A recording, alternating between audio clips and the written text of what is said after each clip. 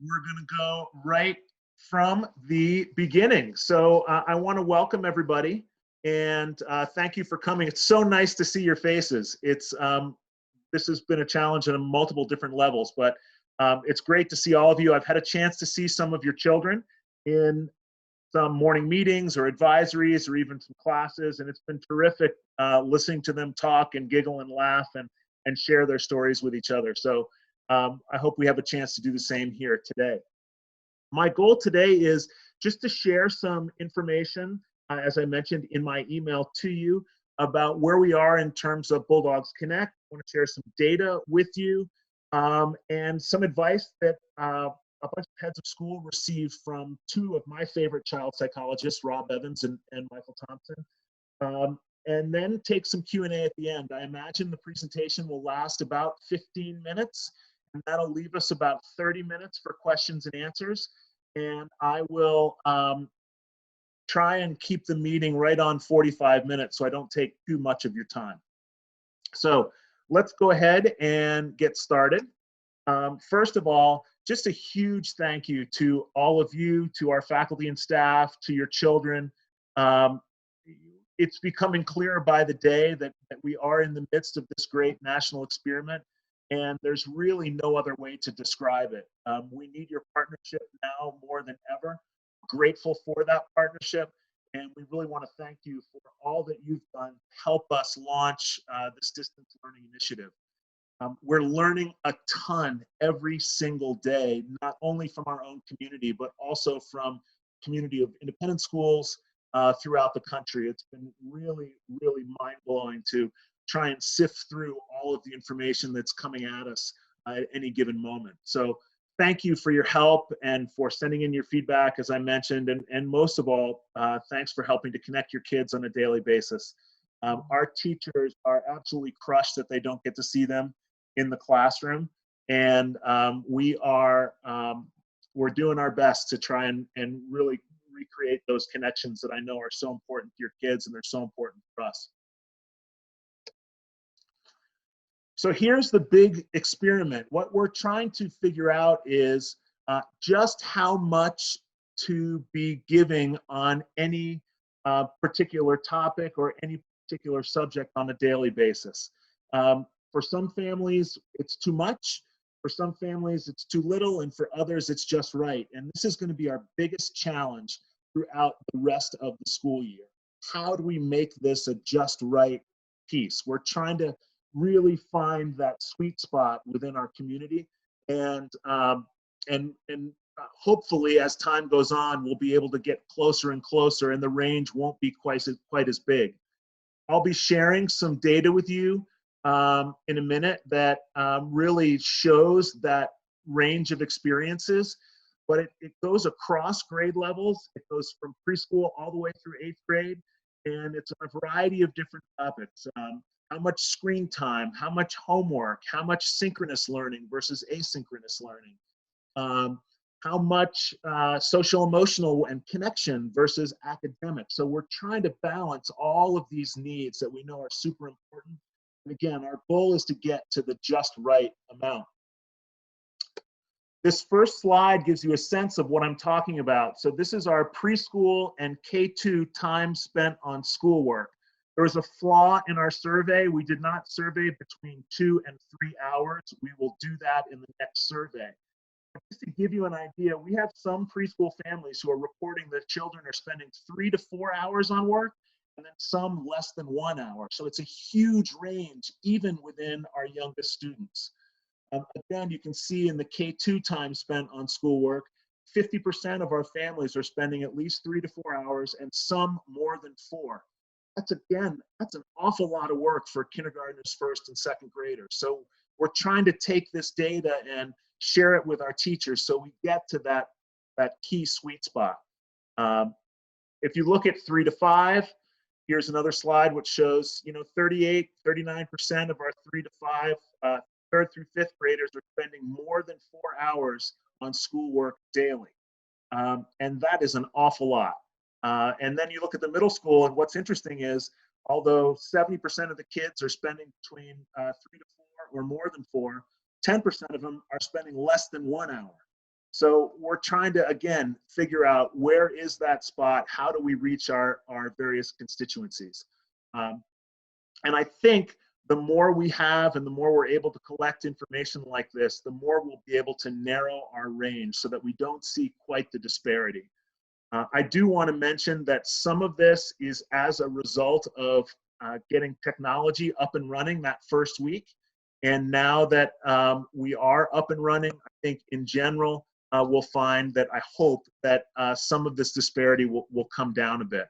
But it was significant, and I think it's important for families to know we've got people all over the place, and they're all over the place within divisions and across divisions. So there's really no set piece of evidence that I could point to and say that, okay, here's where we feel like we're getting it right, or here's where we feel like we need to add some work or take away some work. So we're going to have to continue to work on this as time goes on.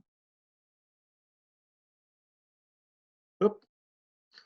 I just want to show you a little bit or talk a little bit about screen time as well. So the graphic you have to your right is my screen time this week.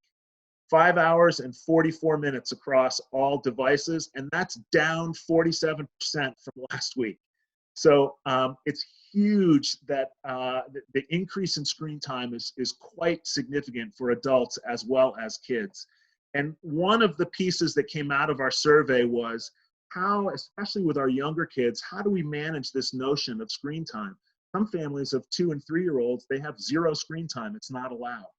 Now all of our instruction is basically going online and requiring some of that screen time on a daily basis. So just 5 tips for families who are interested in really helping to address the screen time dilemma. It really is a dilemma. Dilemmas are situations that can't be solved, or problems you can solve. So we're going to be in a screen time dilemma at least through the end of April, and most probably longer than that. So distinguish between high quality programming and watching or playing a game on a screen. Obviously, we hope that the programming we're giving our families is high quality, and that's different than, you know, holding up an iPad and using it to play games or have some other activity that's not specifically related to education. Secondly, for parents, I hope you'll watch and engage in screens together. Don't let your children do it all alone. That's where our kids tend to get into trouble. One of the key uses of screen time, especially in today's world, is for human connection. I hope you'll use your screens for connection. We're trying to do that in our classrooms with our morning meeting and with advisory. And I know that some of you are connecting with families in ways you probably haven't done, whether it's a Zoom call or a FaceTime call with a grandparent, or maybe you have a specific time of the week where you're now calling all of your immediate family members. I know I've talked more to some college buddies in the last month than I have really in the last year, because we have a set time we're getting together. So use those screens for human connection. Our kids are absolutely craving that connection with each other and with other adults and kids. So consider that, please. Also balance screen time with other activities. So a lot of the instruction and information that we've given, especially for our younger students, can be downloaded or printed. You don't need to do it on the screen. If you're finding that too much of that instruction involves screen time, let us know. This week we'll be surveying twice again to see where we are fitting in that sweet spot. So please balance screen time with other activities. Some families are having mini Olympics in their backyards. Some families are going on hikes. Others are doing whatever they can just to get away from schoolwork and screens during the day. We encourage it. And lastly, for adults, and I think this is something that's particularly important, we need to model healthy device habits for our children. When I look at my 5 hours and 44 minutes on screen average this week, I think about where my kids have been and how much time they're spending online. Being able to put our phones down at the dinner table, being able to close screens for a portion of the day, taking those 15-minute breaks so you can go outside and get fresh air. Any other type of activity that we can model for our kids is really important for them. They're essentially going to do what we do, and we want to make sure that as best we can, we're modeling the right kind of screen time behavior. So Rob Evans and Michael Thompson are, as I mentioned, are two of my favorite child psychologists. Sorry. And I was on a call this week, and the advice that we're getting from them basically comes in fivefold. And the first piece of advice that we're getting from Rob and Michael is this. Hang on just a second. I'm going to stop the share and then just restart it again here.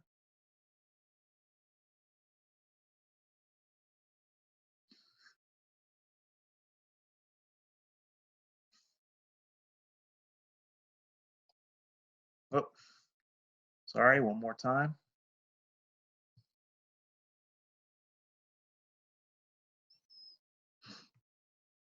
Hang on just a second.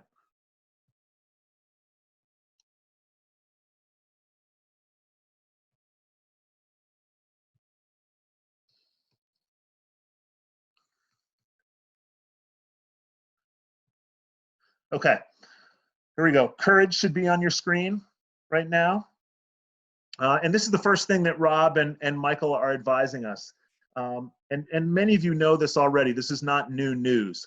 But the whole COVID pandemic represents a real threat. And our kids know this. They sense the fear in our community and our society. And they sense that it is that it rises depending upon what we're hearing in the media and what we're seeing, maybe even within our own communities, our own families. So their advice is to acknowledge this and to really project what they call a steady influence and pathway forward. In other words, the more we can keep ourselves even keeled, the more our kids will benefit from that. Many of our children, and for those of you who have seniors in high school and college, you know this in particular, they're going through a grieving period, and they're going through a grieving period because the traditions they want to participate in school are no longer available to them. Some might have a grieving period because they can't see a close family member. Others, God forbid, might be grieving because coronavirus has affected someone in their own family. So it's important that we acknowledge this grief with our children. It's important that we don't pass over it, and just let them know that we're feeling what they feel. Rob Evans suggested that Eleanor Roosevelt was a really important role model, and essentially by gaining strength and courage and confidence every time we look fear in the face. So use that. Once you've lived through a situation once, you can do that thing that you didn't think you could do again. And as it says at the bottom of the screen, if we are courageous in the face of this, our children will be as well. So courage is the number one piece, them. The next piece is connection, and that is finding ways to manage, monitor, and nurture connection. Reach out to your family members or your friends via Zoom conference call. Make sure your kids know that they're still part of something larger than themselves. Model this for your children and have your children do it as well. And that's happening within our community. I know, for example, that we've had virtual play dates among kindergartners, and we have virtual play dates, although the middle schoolers wouldn't want to call them that. We do have them among middle school groups as well. So really do your best to nurture that connection between your family and others in your community, however big or small that community is. And again, encourage your children to nurture those connections as well. Number 3 is candor. And basically what our experts are telling us is kids know when we're not telling the truth. So be sure that you are honest and upfront with them. Make sure that they know that things are going to be different for a while. Make sure that they know that we're living in a time which is unprecedented, really, certainly in our lifetimes and maybe even in human history. So the more we can be honest with our kids, the better off they'll be. And when they sense honesty, their anxiety decreases, it goes down. So let's do the best we can to be honest with our kids. And at the same time, we don't need to frighten them. So do the best you can with the information that you have to really be what Rob Evans calls a straight shooter. This is an important one, especially because it relates specifically to what's permissible and what's not. We are living in a whole new environment. Your kids are likely at home with you 20 plus, maybe 24 hours a day. It's important that we be clear on what's negotiable with them and what is not. Dinner may not be negotiable. What's for dinner may be negotiable, especially if they're taking part in the cooking. So be really, really clear with them. Our children need to know what to expect these next few weeks. Rob Evans calls nurture, structure, and latitude as the three important things in child rearing. Make sure you give them the love that they need. Make sure you give them the structure that they need. And then the latitude to move within that structure is super important.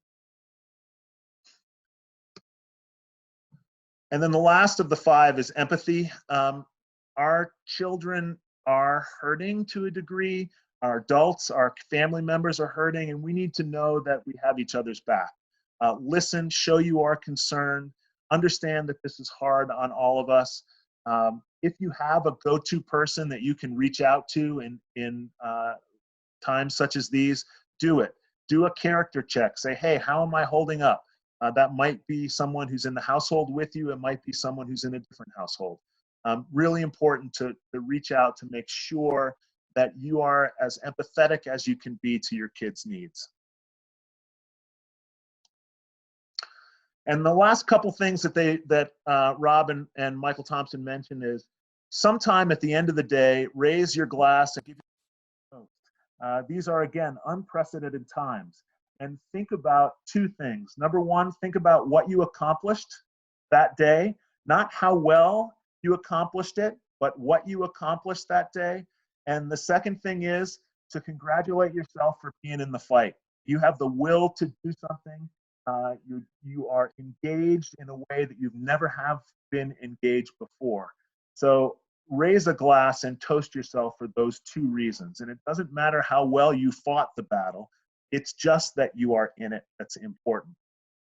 And I will close with a thought from Theodore Roosevelt. For those of you who know his piece called Citizenship in a Republic, it's also, there's a piece of it in that writing, a small piece that is often referred to as the man in the arena, or the person in the arena. And what basically Roosevelt said is the credit belongs to the person who's actually in the arena, who has the courage, whose face is marred by dust and sweat and blood, but who tries and tries and tries again. And that is you. You are in the midst of this, this national experiment. Know that you're going to have days that are successful and days that aren't as successful. But ultimately, you're putting one foot in front of the other and helping you and your children get through it. And the same is true for our teachers. We are doing the same type of thing. We're gonna be experimenting with some teaching and learning that's going to work really, really well, and we're going to want to replicate that throughout our divisions. And there are times we're going to be experimenting with some teaching and learning that's going to be an abject failure. And we have to be able to have those successes and failures in order to learn from our mistakes over time. So I will close with that. I'm going to open it up to questions and answers. I'll stop the share. There are quite a few of you who, let's see, who sent me some questions in advance, and I think I'll go ahead and start with those. If you have any questions that you want to add to the chat, you can go ahead and do so now. The first question comes from a parent who is concerned about promotion to the next grade. Is my child going to be promoted to the next grade or not? And the answer is yes. We are not concerned about grade promotion. There are some schools that have specific state standards that you have to reach in order to be promoted to the next grade. We are an independent school, and as a result, we don't have to be worrying too much about those particular state standards. So if we get to the fall, or when we get to the fall, we'll be evaluating what we did in the spring. And if we have to go back and reteach some things, we'll do it. But you don't have to worry about promotion to the next grade unless your family totally falls out of the Bulldog Distance Learning Program, and there's absolutely nothing that you do between now and the end of May. And that's not what we're hearing from our families. So please don't worry about grade level promotion. The next question I got is attendance. We are taking attendance, and I want to tell you why. What we're using attendance for is to try and get a sense of student and family engagement, so that if for some reason a student isn't attending morning meeting, our teachers can reach out and say, hey, I noticed you weren't in morning meeting. Is it working for you? Is it not working for you? How can we make this better for you? So we're using attendance more as a way to determine the level of engagement as opposed to specific attendance measures. In other words, if, for example, your child is not going to be participating in a morning meeting and you have family plans to be somewhere else that day and not online, just email your teacher and let them know. That's all we ask that you do, okay? Third question was about summer of 2020 and summer programming. I can't tell you at this point whether or not we're going to have summer camp or summer camp programming for this summer. We certainly hope that we do. At the same time, we're going to have to wait until we hear some guidance from state and local authorities. The same is true. I've got a lot of people asking, what about fall? Are we going to start as normal in the fall? And I don't know that either. I sure hope so. I'm hoping that the recent data that is showing that maybe our social distancing is having an effect on the curve will allow us to do so. But we won't know that until much, much later on in the school year. Couple of other pieces. We are going to try and hold a talent show on April 17th, Friday morning, April 17th. I've reached out to 3 families. The talent show was scheduled for April 10th. I've reached out to 3 families to ask them if they could film their children doing their talent. And then my hope is I'll be able to share that over a Zoom call, and maybe we can all have a massive assembly together. We have 12 or 13 acts that were scheduled for this Friday. Thinking we'll do a talent show with half of the acts one week and half of the acts the next, so that no one gets left out.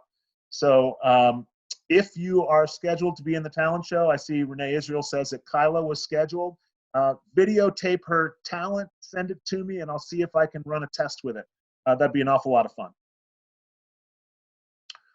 Okay, I'm going to just turn to the chat now and just make sure that I'm answering questions as they have come in. How likely, this is from Monica, is it looking that the kids will be able to return to school on May 31st? Really hard for me to know, or May 1st, sorry. Really hard for me to know. I would say not very likely. I think the governor has indicated that we're here through April 30th anyway, and I would be surprised if that did not get extended further on. One person writes, I have not seen any survey form this week. You haven't, we'll be sending that out to you so that we can be sure to collect all of that relevant data. And here's a question from Ellie Schonbach. It says, it doesn't seem like teaching styles are being universally applied across grades. We're seeing some video lessons for middle school, but in 5th, there aren't any video or live or taught lessons at all. Can we try and simulate class as best we can? Why does it differ across grades versus being standardized? This is a great question, and thank you, Ellie, so much for asking. What we are trying to do is last week, the first week of Bulldogs Connect, we were very conscious in that we wanted to make sure we focused on community connection, making sure everybody's technology was up and running, and making sure that everybody had access to the resources. Our teachers were debuting new platforms such as Seesaw, and some teachers were debuting Google Classroom. And we wanted to make sure that we were able to find success in our system last week. Now this week, we are moving into a space where we're asking only those what I would call a vanguard group or an early adopter to offer some synchronized learning. Synchronized means live teaching.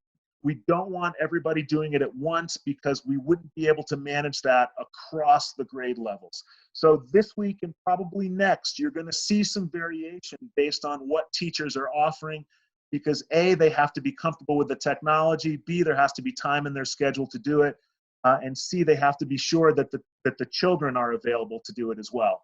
So our goal, Ellie, and for those other folks who are asking, is you're going to see an increase in live or synchronous learning over time, but you're not going to see it all at once. And in all likelihood, we will not be full-time teaching live and synchronous learning. I was talking to a head of school who runs a program called One Schoolhouse.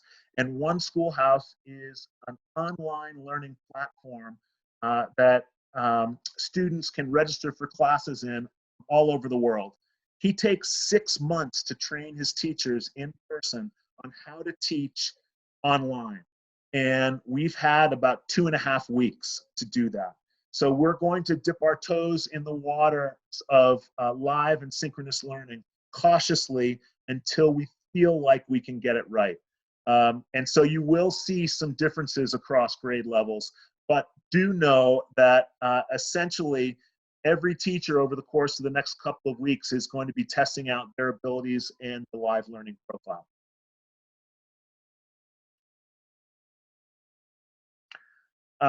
Let's see, I'm also seeing that question, same question from a couple of other families. One piece says, it's more of a statement, great to have a variety of engagement types for the students rather than sitting in live and synchronous lessons all day. Yeah, our kids need to be able to get up and walk around. And the other thing that we don't often know is what's happening in any given household at a given time is very different from household to household to household.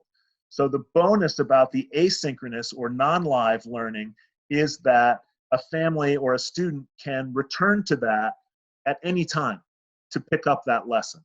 Whereas right now, if we had a live lesson and it was not recorded, for example, then the student would miss out on that completely. So we're getting there, and we hope to be a little more consistent as time goes on.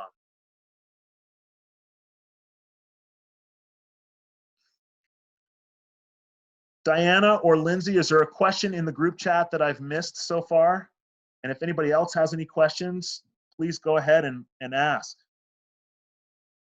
We do have some teachers online here too. I'm only looking at one page, but I see Catherine Zutel and Allison Doring from 4th and 5th grade. I know you're here. Thanks for joining us. Okay, here we go. From David Karamfa. If the school is closed for the rest of the school year, do we anticipate meeting the curriculum goal for the year, or how close will we be? David, that's a great question. Everything that we've learned so far about distance learning in terms of how independent schools are delivering it is plan on delivering about half the content that you would normally deliver. That is at the optimum distance learning profile. So it's quite possible, in fact, it's likely that we're not going to meet all of our curriculum goals for this year. And that's what I was saying earlier is we'll find out where we are by the end of the year, and next year we'll know where we've been and we'll be able to adjust accordingly. I think we'll be able to do that quite well. Our faculty and staff are super collaborative, very tight with each other. They know what happens from year to year. So I would expect that we would be able to remediate for that in next year. I have another question. Would we consider adjusting the grading system to degrees of passing versus traditional grading practices? A great question. So we've talked about this a little bit in our division meetings, and it's a question that has come up nationwide as I'm on the Zoom calls with other heads of school. For those schools that are offering a traditional grading system, A through F or a 100 through 0, they are having to alter their grading system in large part because they can't be sure of how the curriculum is being delivered to each student. So for example, we have some incredibly well-intended families, but their skill set might not be the same skill set as a classroom teacher, right? And so what those schools are having to do is adjust their grading expectations to ensure that they're meeting, they're going maybe from an A through F or 100 to 0 to a pass-fail system, for example. Our grading system is on a 1 to 4 scale in terms of meeting our own expectations. So we don't anticipate we'll have to adjust that as much. We haven't completed that conversation yet because we're only about 6 days into distance learning as of today. And we will be continuing to have that conversation within our divisions. But the early returns suggest that we may not need to adjust it as much as other schools just because it's a relative scale.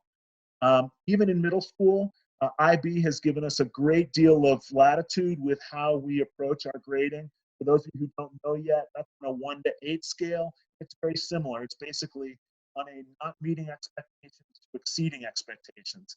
And an online learning environment, expectations can change. And therefore, we'll be able to make those adjustments. The challenge for us is going to be to make sure we make those adjustments within and across grade levels so that we have consistency. The other thing I wanted to say about that is we're basically at the start of the 3rd trimester when we suspended in-person learning. We were a little bit into the 3rd trimester, but not too much. So the first 2 trimesters are finished and done, and they are what they are in terms of grading. If we do need to make an adjustment, we'll do so on this last trimester. And then lastly, especially for 8th grade families who are nervous about what grading would look like as their students go into high school next year, every single school is in the same boat, public and private. And no one I have talked to has suggested they are not going to take these months into consideration as they're evaluating who belongs in what course or who is admitted into specific programs. So we are fairly certain that our public and private school colleagues are going to be working with us as we consider, what happened this spring in particular.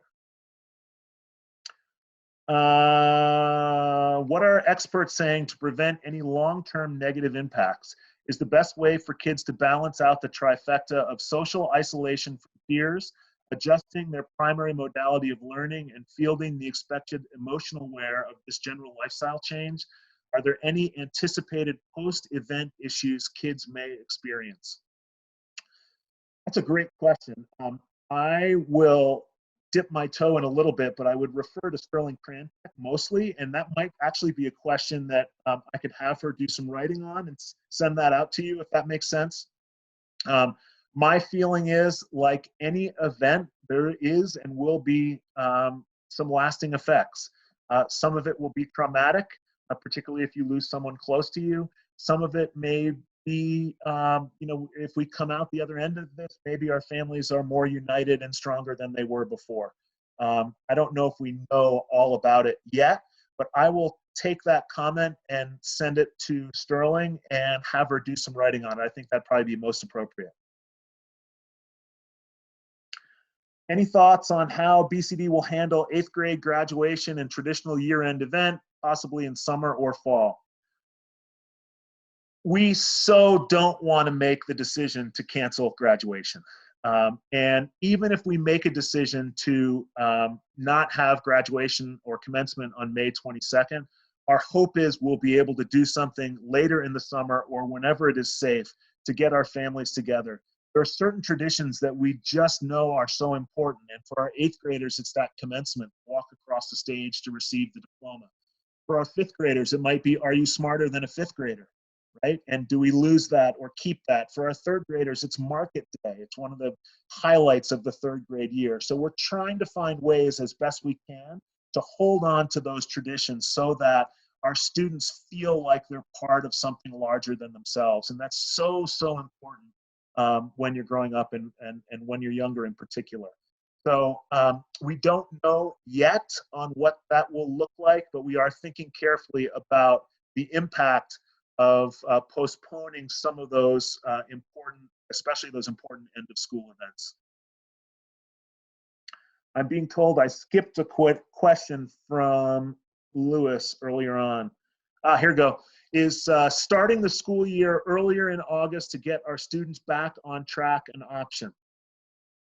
We haven't gotten that far yet. I think we need to live into this distance learning module a little bit longer to see what on track looks like. I think if we feel like we've lost a considerable amount of learning or curriculum, then we'll need to consider some options like that. But as of right now, we haven't gotten to that point yet. I can tell you that the schools nationwide are thinking about this exact same question. They're thinking about, do we add on to the end of this school year? Do we add on to the beginning of next? Do we lengthen the next school year? So we're all trying to figure this out together. There are benefits and drawbacks to each model. I think the key thing is what's going to serve our students well, and to make sure that they have what they need in order to advance to that next level of learning.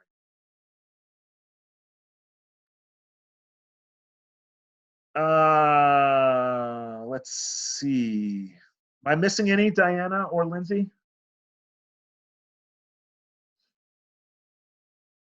Anybody else have any questions that they'd like to ask? I'm conscious we have about 5 more minutes. I see Cannon Zero in the picture. Hi, Cannon. I saw Sydney there for a while too. Nice to see you.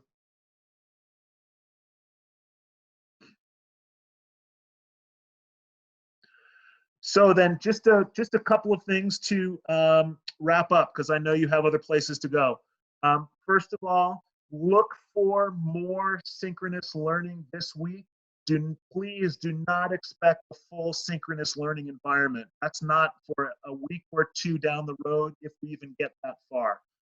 Again, we don't think a full synchronous environment is going to be something that we can reasonably expect to occur given the age and breadth of our families. Number 2, if you have a minute at all, your teachers have been working so incredibly hard to make this experience the best experience that it can be. Feel free to reach out to them and thank them for their efforts. They are incredible, and it's a real honor and privilege to work with a group that's so innovative, so creative, and cares so much about each child in their classroom. Number 3, if you have a chance to review those 5 pieces from Rob Evans and Michael Thompson, courage, empathy, connection, being candid, and of course I'm missing one now, but please do so. Think about how you can do that with your family. Make sure that they're well cared for, especially your youngest children. And last but not least, we will be sending out a survey later this week. We want your feedback. We use your feedback to tailor our next version of Bulldogs Connect. And thank you to those of you who have given it. And if you have a chance to answer that survey, we would really, really appreciate it. And I would say, yes, sorry, I had one other question. Will you send the presentation to us? Yes, I will. I'll make sure that's available somehow, some way. And I think that is about it.